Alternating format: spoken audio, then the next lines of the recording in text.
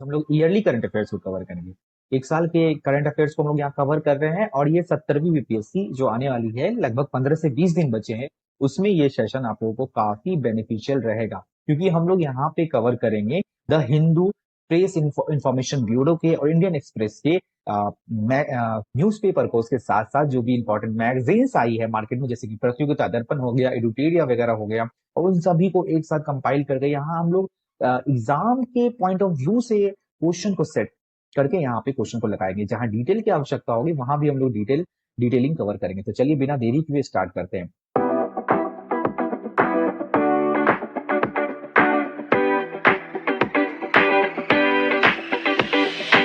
तो देखिए हमारा जो पहला सवाल क्या कह रहा है, भारत भारत और किस देश ने 2026 को संस्कृति, पर्यटन और एआई वर्ष के रूप में मनाने की सहमति व्यक्त की है? ठीक है, इसका आंसर हो जाएगा स्पेन। स्पेन ने ये जो है भारत के साथ मिलकर 2026 को संस्कृति और पर्यटन और एआई वर्ष के रूप में मनाने की घोषणा की है। चलिए थोड़ा सा इसका हम डिटेल देख लेते हैं। तो क्या कह रहा है, भारत और स्पेन ने साल 2026 को भारत स्पेन संस्कृति, पर्यटन और एआई वर्ष के रूप में मनाने का फैसला किया है।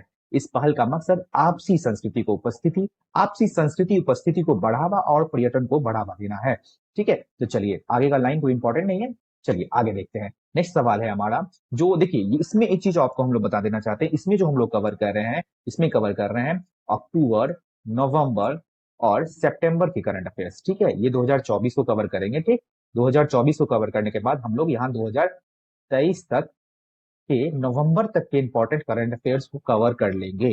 तो stay tune with my video, और आप लोग अच्छे से यहाँ पे इसको कवर कीजिए, और देखिए यहाँ पे निश्चित तौर पे आपको ये बेनिफिट आपको एग्जामिनेशन में मिलेगा। तो चलिए देखते हैं, इसका आंसर हो जाएगा नेपाल।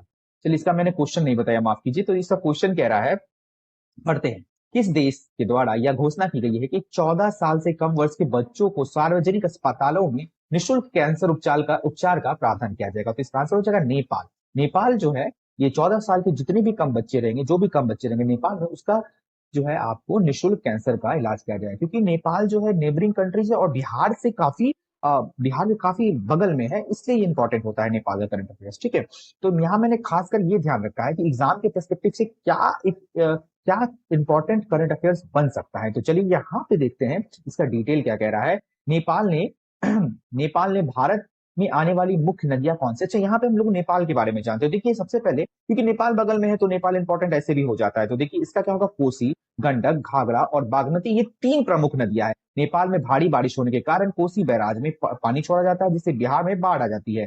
देखिए यहाँ भी बिहार में बाढ़ की स्थिति बनी थी, क्योंकि कोसी बैराज से पानी छोड़ा गया था। और इसमें कह रहा है अगस्त 2024 में नेपाल के सोलुकुंबु जिले में 2 ग्लेशियर की झीलों फटने से बिहार की नदियों में भी अचानक जलस्तर बढ़ गया था। ठीक है, ये पूछ सकता है कि कौन सा जिला था, वैसे ये इंपॉर्टेंट नहीं है, इसको मत पढ़ो। इसके बाद कह रहा है, नेपाल की सेना दक्षिण एशिया की 5वीं सबसे बड़ी सेना। ये कुछ इंपॉर्टेंट पॉइंट्स है नेपाल के बारे में। नेपाल की सेना ने विश्व युद्धों का विश्व जो युद्ध हुआ था उसमें गोरखा का इतिहास काफी ख्याति है, मतलब काफी इंपॉर्टेंट रोल प्ले किया था गोरखाओं ने।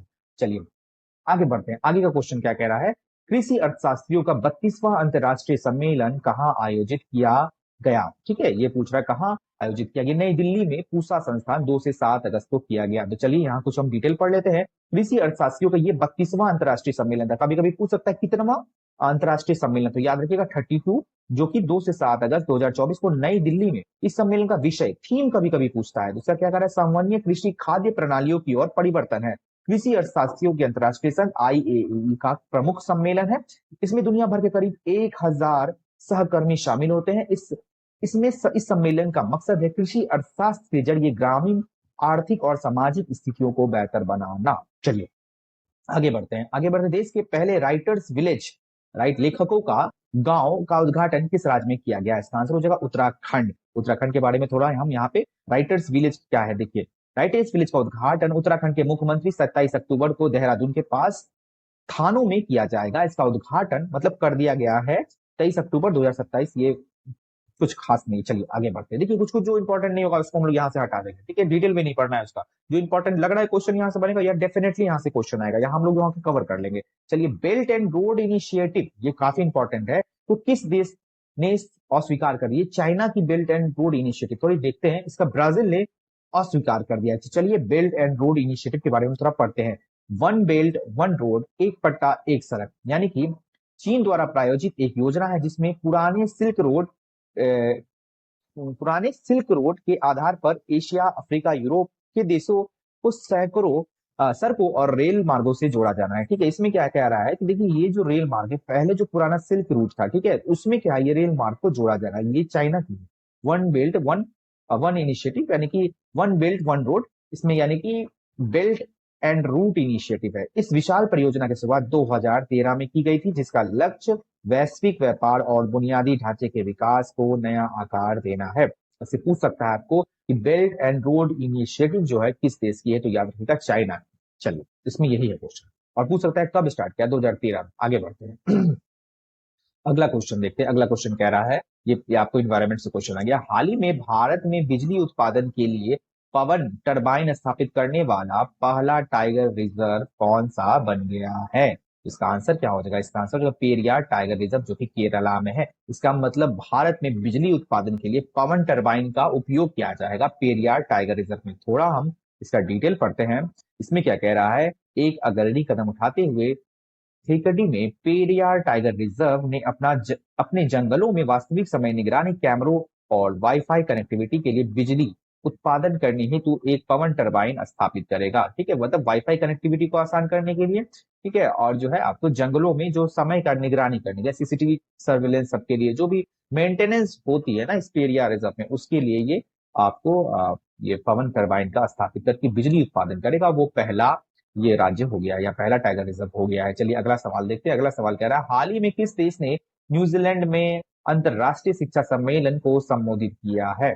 इसका आंसर हो जाएगा द्रौपदी मुर्मू ने न्यूजीलैंड में अंतरराष्ट्रीय शिक्षा सम्मेलन को शामिल किया है। चलिए नेक्स्ट क्वेश्चन देखते हैं। हाल ही में रूल ऑफ लॉ इंडेक्स 2024 में भारत का क्या स्थान है? 79th रैंक है, जिसमें डेनमार्क फर्स्ट स्थान पे है। रूल ऑफ लॉ इंडेक्स आया है।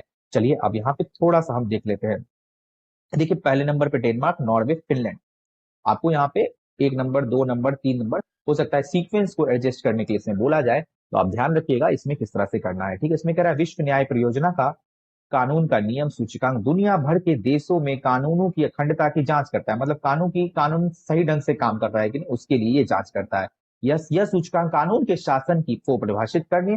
चलिए ये सब डिटेल मत पढ़िए, सीधा जानिए। रूल ऑफ लॉ इंडेक्स में प्रथम 79th है कौन? 79th है भारत का स्थान, और प्रथम आपसे पूछता है तो डेनमार्क है। चलिए आगे बढ़ते हैं। आगे बढ़ते हैं। हाल ही में आयुर्वेद दिवस कब मनाया गया? ये 29 अक्टूबर 2024 को बनाया गया। और अगर पूछता है ये कितनवा नंबर का, तो 9th नंबर का था। ठीक है, यानी कि 9वीं बार ये बनाया गया है। चलिए आगे कुछ डिटेल पढ़ते हैं। 150 देश 29 अक्टूबर को आयुर्वेद दिवस 2024 मनाएंगे। चलिए आगे बढ़ते हैं। आगे क्वेश्चन है, हाल ही में ऑस्ट्रेलिया के डेक्कन विश्वविद्यालय ने भारत के किस राज्य में अपना पहला कैंपस स्थापित किया है?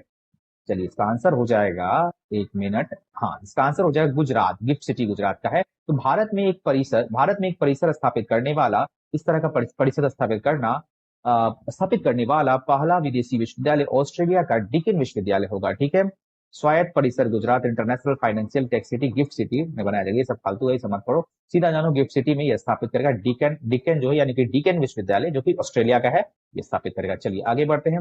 हाल ही में 15 अगस्त 2024 को भारत ने अपना 78वां स्वतंत्रता दिवस मनाया है। और इसका थीम क्या है? ठीक है, 15 अगस्त 2024 का ये करंट अफेयर्स का थीम पूछ सकता है, तो विकसित भारत 2047। आगे बढ़ते हैं। आगे क्वेश्चन कह रहा है, हाल ही में किस राज्य की सरकार ने प्राकृतिक खेती को बढ़ावा देने के लिए हिम उन्नति योजना की शुरुआत की? योजना का क्वेश्चन आ गया आपका। चलिए पढ़ते हैं। हिमाचल प्रदेश हिम नीति योजना की शुरुआत की है हाल ही में। अब देखिए थोड़ा साइंस एंड टेक्नोलॉजी का सवाल, इसमें कॉम्बिनेशन है हर करंट अफेयर्स का। आपको साइंस एंड टेक्नोलॉजी मिलेगा, पर्यावरण का मिलेगा, जो भी फैक्ट्स आ रहे हैं, राज्य के करंट अफेयर्स आ रहे हैं। ठीक है, तो ये सब आपको कॉम्बिनेशन मिलेगा हमारे इस सेशन में, तो ध्यान से बने रहिए हमारे सेशन के साथ। तो हाल ही में किस राज्य में आर्टिफिशियल इंटेलिजेंस पर आधारित आंगनबाड़ी केंद्र की स्थापना की जाएगी? आंगनबाड़ी केंद्र काफी इंपॉर्टेंट है, और इस एग्जामिनेशन में कई बार आंगनबाड़ी से भी क्वेश्चन आते हैं, तो टारगेटेड क्वेश्चन हमारा आंगनबाड़ी हुआ। यहाँ से आ सकता है आपको क्वेश्चन, क्योंकि बिहार एक ग्रामीण इलाका है, तो यहाँ आंगनबाड़ी से क्वेश्चन बन सकते हैं। तो इसका आंसर उत्तर प्रदेश गाजियाबाद में आंगनबाड़ी, आर्टिफिशियल इंटेलिजेंस पर आधारित आंगनबाड़ी स्थापित की जाएगी। चलिए थोड़ा डिटेल पढ़ते हैं इसके बारे में। गाजियाबाद, उत्तर प्रदेश के गाजियाबाद में देश की पहली आर्टिफिशियल इंटेलिजेंस एआई आंगनबाड़ी की शुरुआत की गई है। ठीक है, चलिए आगे बढ़ते हैं। बस इतना ही डिटेल है, कुछ नहीं कह रहा है। आगे बढ़ते हैं। बद्रा बद्रा वन जीव अभ्यारण्य का उद्घाटन भारत के किस राज्य में किया जाएगा? बद्रा वन जीव अभ्यारण्य का उद्घाटन भारत के किस राज्य में किया जाएगा? चलिए जवाब दीजिए इसका, गुजरात में किया जाएगा। चलिए नेक्स्ट क्वेश्चन देखते हैं। नेक्स्ट क्वेश्चन आपको आ गया, देखिए युद्ध अभ्यास से। चलिए पढ़ते, युद्ध अभ्यास बीपीएससी का फेवरेट क्वेश्चन है, ठीक है, यहाँ ये फेवरेट क्वेश्चन है, यहाँ से क्वेश्चन बन सकता है। चलिए, तरंग शक्ति 2024 के विषय में निम्नलिखित कथनों पर विचार कीजिए। आप कथन 1 कथन 2 भी दिया हुआ है। यह एक थल सैनिक अभ्यास है, ठीक है। दूसरा कथन पढ़ते हैं, यह युद्ध अभ्यास 51 देशों को आमंत्रित किया गया। उपरोक्त में से कौन सा कथन सही है? इसमें पूछ रहा है कौन सा कथन सही है, तो इसका आंसर हो जाएगा केवल 2 सही है, ठीक है, क्योंकि ये एक वायुसेना अभ्यास है और इसे 2 चरणों में आयोजित की जाएगी। थल सेना अभ्यास नहीं, ये वायु सैनिक अभ्यास है। चलिए आगे बढ़ते हैं। आगे क्वेश्चन क्या कह रहा है? आगे का सवाल है, भारत ने किस देश के साथ अनुसंधान और सांस्कृतिक क्षेत्र में सहयोग को बढ़ावा देने के लिए मैत्री अनुदान की घोषणा की है? चलिए बढ़ते हैं, देखते हैं इसका आंसर। ऑस्ट्रेलिया, इसका आंसर हो जाएगा ऑस्ट्रेलिया। चलिए थोड़ा पढ़ते हैं इसके बारे में। भारत और ऑस्ट्रेलिया के बीच अनुसंधान और सांस्कृतिक क्षेत्र में सहयोग को बढ़ावा देने के लिए मैत्री अनुदान कार्यक्रम की घोषणा की गई है। इस कार्यक्रम के तहत ऑस्ट्रेलिया व्यवसाय संगठन और विश्वविद्यालयों को 10 मिलियन अमेरिकी डॉलर का अनुदान दिया जाएगा। इस अनुदान का इस्तेमाल किन क्षेत्रों में किया जाएगा? मतलब इस क्षेत्र दिया हुआ है वो क्या है? व्यापार, नवाचार, सांस्कृतिक संबंध, सामुदायिक नेताओं को बढ़ावा देने वाली परियोजनाएं। चलिए काफी नहीं है, बस इतना जानिए ऑस्ट्रेलिया में मैत्री अनुदान, ठीक है। चलिए नेक्स्ट क्वेश्चन देखते हैं। नेक्स्ट क्वेश्चन क्या कह रहा है? हाल ही में नेफेड के एमडी के रूप में किसे नियुक्त किया गया है? नेफेड के एमडी के पूछ रहा है, मैनेजिंग डायरेक्टर नेफेड के कौन है? चलिए इसका है दीपक अग्रवाल। चलिए नेफेड के बारे में थोड़ा हम देखते हैं। देखिए नेफेड का फुल फॉर्म जानते हैं, national agriculture cooperative marketing federation of India, ठीक है। भारत की बहु राज्य सहकारी सोसाइटी अधिनियम के अंतर्गत पंजीकृत सहकारी संस्था है। नेफेड की स्थापना कृषि उत्पादों के सहकारी विपणन को बढ़ावा के लिए की गई थी ताकि किसानों को लाभ मिल सके, ठीक है। तो इसके एमडी बनाए गए हैं दीपक अग्रवाल। ये नियुक्ति से क्वेश्चन आ गया, ठीक है। चलिए आगे बढ़ते हैं। किस देश के द्वारा नरसंहार कानून पारित किया गया है? ठीक है, इसका आंसर हो जाएगा आवारा कुत्तों के लिए, ठीक है, तुर्की है, ठीक है। ये आवारा कुत्तों के लिए, ये हटाने के लिए ये नरसंहार कानून पारित किया गया है। अगला सवाल देखते हैं। अगला सवाल कह रहा है, उष्णकटिबंधीय तूफान डेवी किस देश में तबाही मचाई थी? डेवी तूफान कहाँ आया था, ये पूछ रहा है, ठीक है। तो इसका आंसर हम देखते हैं। चलिए इसका आंसर हो जाएगा यूनाइटेड स्टेट्स। चलिए अगला क्वेश्चन है, हाल ही में किस राज्य ने 8,000 चाय जनजातियों के कलाकारों के साथ झूमर नृत्य का प्रदर्शन किया है? तो असम नृत्य अगर पूछता है कहाँ का फेमस है, तो ये झूमर से, मतलब झूमर नृत्य कहाँ का प्रचलित नृत्य है, तो आपको याद रखना है असम। चलिए यहाँ हम देखते हैं। हाल ही में असम में 8,000 चाय जनजाति कलाकारों के साथ झूमर नृत्य का प्रदर्शन किया गया। झूमर असम के चाय जनजातियों समुदायों द्वारा ये पारंपरिक नृत्य है, ठीक है। इसमें कह रहा है, यह नृत्य आमतौर पर शरद ऋतु में, ठीक है, शरद ऋतु में किया जाता है। यह नृत्य पश्चिम बंगाल में के भी कुछ हिस्सों में किया जाता है। हो सकता है आपसे क्वेश्चन पूछे कि देखिए जैसे कि ये अभी झूमर नृत्य न्यूज में, तो पूछ सकता है कि झूमर नृत्य के बारे में निम्नलिखित कथनों में विचार कीजिए, तो आपको यहाँ पे विचार करना है। चलिए अगला सवाल, हाल ही में कहा भारत में नई दिल्ली में 14वां भारतीय वियतनाम रक्षा नीति वार्ता का आयोजन किया गया, तो होगा नई दिल्ली में। चलिए आगे बढ़ते हैं। आगे क्वेश्चन क्या कह रहा है, हाल ही में भारतीय सेना द्वारा पर्वत प्रहार रणनीति सैन्य अभ्यास का आयोजन कहाँ किया गया है? सैन्य अभ्यास भी फेवरेट पार्ट है, मैं बता रहा हूँ बार बार, यहाँ से क्वेश्चन बन जाएंगे, डेफिनेटली बनेंगे। चलिए देखते हैं, लद्दाख में, ठीक है। चलिए कुछ पढ़ते हैं यहाँ पे। यह अभ्यास भारत चीन सीमा के पास पूर्वी लद्दाख में आयोजन किया गया था। यह अभ्यास में सेना की विभिन्न शाखाओं ने भाग लिया था। इसमें पैदल सेना, बख्तरबंद तोपखाना, सहायक झांकियां भी शामिल थी। इस अभ्यास में चिनूक जो हेवी लिफ्ट हेलीकॉप्टर है और K9 व्रज का भी इस्तेमाल किया गया था। तो आप याद रखिएगा पर्वत पहाड़ के बारे में इंपॉर्टेंट पॉइंट्स। चलिए अगला बात है, अगला क्या कह रहा है? अगला सवाल कह रहा है, हाल ही में अंतरराष्ट्रीय अंतरिक्ष स्टेशन के लिए आगामी एक्सियोम 4 मिशन के लिए किसे चयनित किया गया है? ठीक है, ये पूछ रहा है एक्सियोम 4 मिशन के लिए किसे, ठीक है। यहाँ पे ग्रुप कैप्टन शुभांशु है और उसके साथ साथ शुक्ला ग्रुप का शुभांशु शुक्ला और ग्रुप कप्तान हो गया यहाँ पे प्रशांत बाल कृष्णा नायर। चलिए अब पढ़ते हैं इस मिशन के बारे में, थोड़ा देख लेते हैं क्योंकि एक्सियोम मिशन इंपॉर्टेंट है एग्जाम पॉइंट ऑफ व्यू से, ठीक है। चलिए अब देखते हैं यहाँ पे, इस मिशन में शुभांशु शुक्ला मुख्य अंतरिक्ष यात्री होंगे और प्रशांत नायर बैकअप अंतरिक्ष यात्री होंगे। यह मिशन नासा और एक निजी अमेरिकी कंपनी एक्सियोम स्पेस का चौथा निजी अंतरिक्ष मिशन है। इस मिशन के दौरान अंतरिक्ष यात्री चयनित वैज्ञानिक अनुसंधान और प्रौद्योगिकी प्रदर्शन प्रयोग करेंगे। यह मिशन के लिए चुने गए अंतरिक्ष यात्रियों का प्रशिक्षण अगस्त 2024 के पहले सप्ताह में किया गया था। चलिए आगे बढ़ते हैं। हाल ही में देखिए बहुत ही इंपॉर्टेंट न्यूज है, यहाँ पे क्वेश्चन बनेगा बांग्लादेश से। देखिए यहाँ पे पढ़ते हैं इसको। यहाँ पे क्या कह रहा है, हाल ही में किस प्रणाली के विरोध में बांग्लादेश के प्रधानमंत्री शेख हसीना के द्वारा प्रधानमंत्री के पद से इस्तीफा दे दिया? कौन से प्रणाली के विरोध में बहुत ही विरोध किया गया, तो बांग्लादेश की प्रधानमंत्री ने इस्तीफा दे दिया और भारत में आई थी वो शरण ली थी। तो कोटा प्रणाली था इसमें, ठीक है, कोटा प्रणाली। चलिए चर्चा में यहाँ पे देखिए कोटा प्रणाली, यहाँ पे बांग्लादेश के प्रधानमंत्री और सेंट मार्टिन द्वीप जो है यहाँ पे चर्चा में है, ठीक है। हो सकता है इससे तो थोड़ा हम लोग क्या करते हैं, सेंट मार्टिन द्वीप के बारे में पढ़ लेते हैं। देखिए यहाँ पढ़ते हैं क्या लिखा हुआ है, यहाँ पढ़ते हैं सेंट मार्टिन द्वीप भारत और बांग्लादेश के पास बंगाल की खाड़ी में 8 वर्ग किलोमीटर में फैला हुआ एक द्वीप है। यहाँ बंगाल की खाड़ी है ना, यहाँ पे देखिए, ये देखिए हम एक बार दिखाने की कोशिश आपको कर रहे हैं। ये देखिए ये हो गया यहाँ पे सेंट मार्टिन द्वीप है, ठीक है। इसमें क्या हो गया ना, चलिए पढ़ते हैं, जिसे नारिकेल जंजीरा यानी कि नारियल द्वीप या दारूचीनी द्वीप या दालचीनी द्वीप के नाम से भी जाना जाता है, ठीक है। देखिए यहाँ नारियल जंजीरा या नारियल द्वीप के नाम से भी जाना जाता है। किसे? सेंट मार्टिन द्वीप को। हिंद महासागर एवं विश्व में चीन की बढ़ती गतिविधियों को नियंत्रित करने के लिए अमेरिका सेंट मार्टिन द्वीप पर नौसैनिक अड्डा स्थापित करना चाहता था। और ये कहा जा रहा है कि अमेरिका के चलते ही, अमेरिका के बात नहीं मानने के चलते ही ये जो है आपको इनका तख्ता पलट हुआ है और बांग्लादेशी प्रधानमंत्री को इस्तीफा देना पड़ा है। अमेरिका के भी ये करा धरा है, इसलिए ये सेंट मार्टिन द्वीप यहाँ पे चर्चा में। ये देखिए ऐसा द्वीप है, यहाँ पे अमेरिका चाहता था यहाँ पे अपना सैन्य अड्डा स्थापित कर, लेकिन बंगाल की प्रधानमंत्री ने ये उनकी बात नहीं मानी, ठीक है। तो इसीलिए तख्ता पलट हुआ, क्योंकि अमेरिका चाहता था कि चीन का चारों साइड जो है मतलब प्रभुत्व बढ़ रहा है, उसको कंट्रोल करने के लिए यहाँ पे किया जा रहा था। और बांग्लादेश का झुकाव चाइना की तरफ था, तो यहाँ पे अमेरिका का हाथ बटाया जा रहा है। तो इससे आप कह सकते हैं सेंट मार्टिन द्वीप से क्वेश्चन बीपीएससी में बन सकता है। आगे क्वेश्चन देखते हैं। आगे का सवाल कह रहा है, हाल ही में किस बीमारी को डब्ल्यूएचओ द्वारा सार्वजनिक स्वास्थ्य आपातकाल PHEIC घोषित किया गया है? आपातकाल, इसे मंकी पॉक्स को किया गया है। मंकी पॉक्स को देखिए एक वायरस से होने वाली बीमारी जिससे लक्षण चेचक जैसे होते हैं। चलिए ये जानवरों से इंसान में फैलता है, बस इतना जानना। आगे बढ़ते हैं। हाल ही में सैनिटरी पैड के लिए खातों में नगद राशि भेजने वाला देश का पहला राज्य कौन सा बन गया? तो मध्य प्रदेश, ठीक है। तो 12वीं तक की जो स्कूली छात्राओं को एक वर्ष में 300 रुपए देने का प्रावधान किया गया सैनिटरी पैड के लिए। चलिए आगे बढ़ते हैं। हाल ही में प्रधानमंत्री मोदी द्वारा किस देश के राष्ट्रपति को झारखंड के प्रसिद्ध सोहराई पेंटिंग उपहार में दी गई है? तो रूस के प्रधानमंत्री को सोहराई पेंटिंग उपहार में दी गई है। ये देखिए ये है हमारा सोहराई पेंटिंग जो झारखंड का फेमस पेंटिंग है। चलिए हाल ही में किस भारतीय को ग्लोबल फाइनेंस पत्रिका द्वारा शीर्ष केंद्रीय बैंकर का दर्जा दिया गया है? तो आपको ये फोटो देखे तो समझ ही आ गया होगा, हमारे जो आपको यहाँ पे शक्तिकांत दास जो आरबीआई के हैं। चलिए आगे बढ़ते हैं।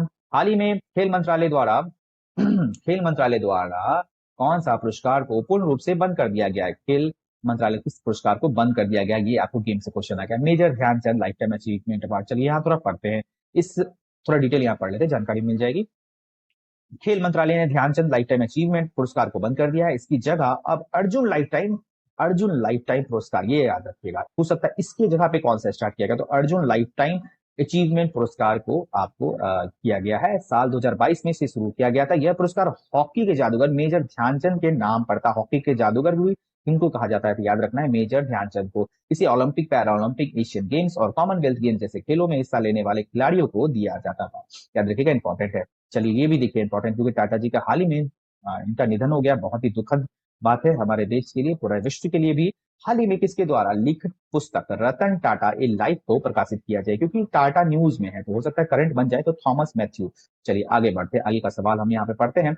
हाल ही में भारतीय विदेश मंत्रालय और न्यू स्पेस इंडिया लिमिटेड द्वारा किस देश के मुनाल उपग्रह को लॉन्च करने के लिए अनुदान सहायता प्रदान की जाएगी? मतलब ये बेसिकली ये क्वेश्चन पूछ रहा है ना कि मुनाल उपग्रह किस देश का है। तो चलिए इसका आंसर देखते हैं। इसका आंसर हो जाएगा नेपाल का है मुनाल उपग्रह। चलिए आगे वाला क्वेश्चन देखते हैं। आगे का क्वेश्चन क्या कह रहा है? आगे क्वेश्चन हमारा कह रहा है, हाल ही में कारगिल पैकेज किस राज्य के द्वारा घोषित की गई है? तो राजस्थान सरकार के द्वारा। थोड़ा हम कारगिल पैकेज के बारे में यहाँ पढ़ लेते हैं। राजस्थान के मुख्यमंत्री कोष कारगिल पैकेज एक सरकारी, मतलब एक मिनट इसको काट दीजिए। हाँ, कोष कारगिल पैकेज एक सरकारी योजना है जिसे 1999 में कारगिल के युद्ध के दौरान शहीद विकलांग हुए राजस्थान के सैनिकों के परिवारों की सहायता के लिए शुरू किया गया था। चलिए आगे बढ़ते हैं, आगे का सवाल हम लोग पढ़ते हैं। ये कह रहा है हाल ही में भारत के राष्ट्रपति द्वारा कितने वीरता पुरस्कार को मंजूरी, 103 वीरता पुरस्कार दिया गया है, जिसमें कि हमारा हो गया 4 हो गया कीर्ति चक्र, 18 हो गया शौर्य चक्र, 1 हो गया सैन्य पदक या वीरता के लिए, जो 63 हो गया सेना मेडल, 11 हो गया नौसेना मेडल और 6 हो गया वायु मेडल। ठीक है, चलिए यहाँ पे ये दिया गया है। आगे बढ़ते हैं, आगे क्वेश्चन यहाँ पे पढ़ते हैं।